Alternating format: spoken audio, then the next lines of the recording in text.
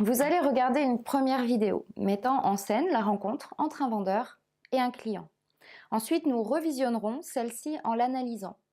Vous pouvez d'ores et déjà vous munir d'un papier et d'un crayon pour identifier les bonnes pratiques de ce vendeur. Bonjour monsieur. Bonjour madame, en quoi puis-je vous aider? On est en train d'isoler nos combles. Je voulais, si vous pouvez me conseiller par rapport à... Je voudrais isoler. Oui, bien sûr. Vous allez isoler par vous-même? Oui. C'est mon mari et moi-même qui allons nous occuper de ça. Ok. Vous avez déjà fait de l'isolation? Non, mais on est sacrément bricoleurs et puis je pense qu'on s'en sortira.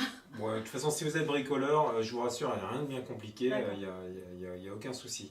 Vous estimez combien la surface à isoler?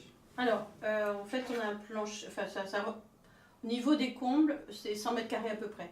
100 mètres carrés, d'accord. Vous comptez les aménager par la suite, les combles?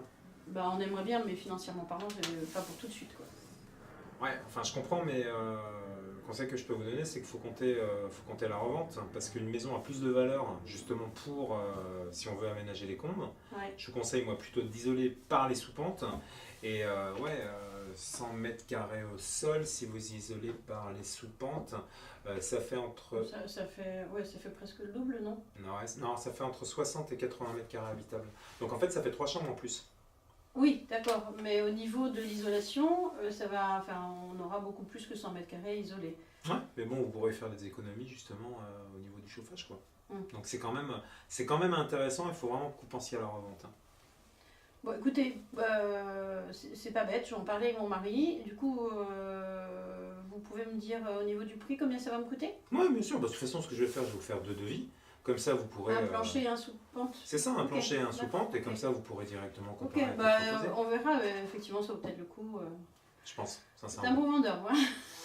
Bon, le but, c'est de vous conseiller au mieux de vos intérêts. Hein. Ouais, effectivement. Enfin, si ça nous plaît, on viendra de toute façon. Et puis surtout, vous ramener d'autres personnes, donc c'est valable. Allez, je vous prépare les devis. Merci.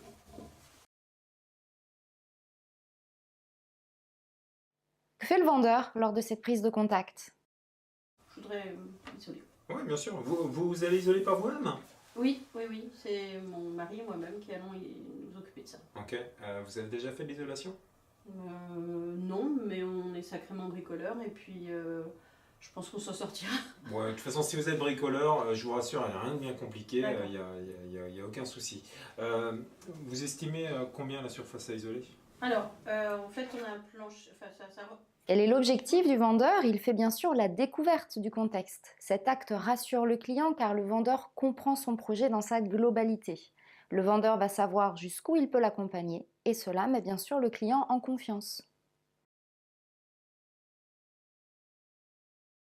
Ouais, enfin je comprends, mais le conseil que je peux vous donner, c'est qu'il faut compter la revente, parce qu'une maison a plus de valeur, justement pour, si on veut aménager les combles. Ouais. Je vous conseille moi plutôt d'isoler par les sous-pentes, et 100 mètres... Qu'apporte le vendeur à ce moment-là? Il apporte un bénéfice, un réel bénéfice au projet du client. Il est en réelle valeur ajoutée, car il ouvre les yeux du client sur les différentes possibilités de son projet.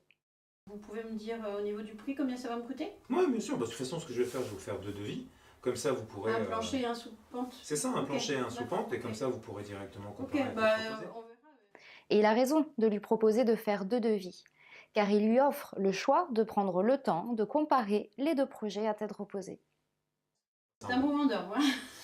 Bon, le but, c'est de vous conseiller au mieux de vos intérêts. Hein. Ouais, effectivement. Enfin, si ça nous plaît, on viendra de toute façon. Et puis surtout, vous ramener d'autres personnes, donc c'est valable. Allez. À ce moment-là, le vendeur ne tombe pas dans le piège de l'autosatisfaction et il rebondit même en lui montrant qu'ils sont dans une relation gagnant-gagnant.